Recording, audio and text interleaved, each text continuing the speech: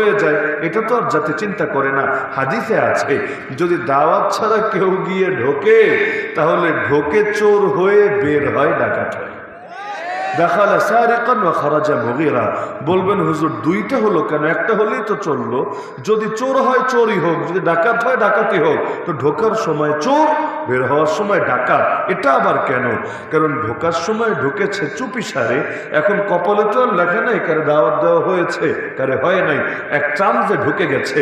তো বের হওয়ার সময় বুক ফুলিয়ে খেয়ে দিয়ে নিজের টাঙ্কির মধ্যে সব সাপ্লাই করে টাঙ্কিটা ভরে তারপর বের হয়ে এসেছে। তো এখন এই আচরণটা তো ডাকাতের সঙ্গে মিলেছে। তো এই উদাহরণ থেকে কি বুঝলেন? আপনারা দাওয়াত দিলাম, আপনি আসলেন, যতটুকু আপনার এখানে অধিকার আছে এতটুকুই প্রয়োগ করতে পারবেন। যদি একটু বেশি করতে চান তাহলে এটা বৈধতার সীমানা অতিক্রম করে, এটা নাজায়েজ হয়ে যায়।